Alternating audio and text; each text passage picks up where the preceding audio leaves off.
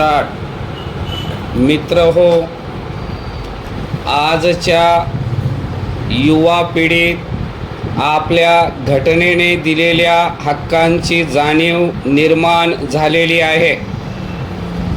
अन्न, वस्त्र, निवारा, शिक्षण, कामधंदा इत्यादी जीवनावश्यक गोष्टी सरकारने पुरविल्या पाहिजेत। त्या न मिळाल्यास वेळ प्रसंगी सरकारशी भांडून त्या मिळवल्या पाहिजेत। ही हक्काची जाणीव तरुण पिढीत निर्माण झालेली आहे। निर्भयता हा दुसरा प्रमुख गुण आजच्या तरुण नागरिकाने संपादन केलेला आहे। अन्यायाविरुद्ध संघटितपणे ओरड आणि प्रतिकार करण्यास तो आता भीत नाही। त्याच्या राहणीत व पोशाखात आधुनिकपणा आलेला आहे।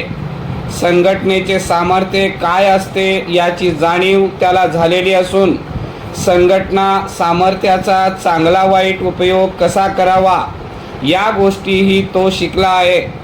त्याचबरोबर देशावर परचक्रांचे संकट आल्याबरोबर सर्व मतभेद बाजूला सारून राष्ट्रीय एकात्मतेच्या भावनेने एकत्र येऊन सरकारला सर्व प्रकारची मदत देण्याची त्याची तयारी आहे। स्वतंत्र देशातील नागरिकाला भूषणावह असणारे असे हे गुण आहेत। त्याचबरोबर दुर्दैवाने काही अनिष्ट दुर्गुणही आजच्या तरुण नागरिकात शिरलेले आहेत व त्याची विचारवंतांनी दखल घेणे जरूर आहे। परिच्छेद आजच्या युवकांना हक्काची जाणीव झालेली आहे ती योग्य आहे, परंतु हक्काबरोबर त्यांच्यामध्ये कर्तव्याची जाणीव व्हावयास पाहिजे।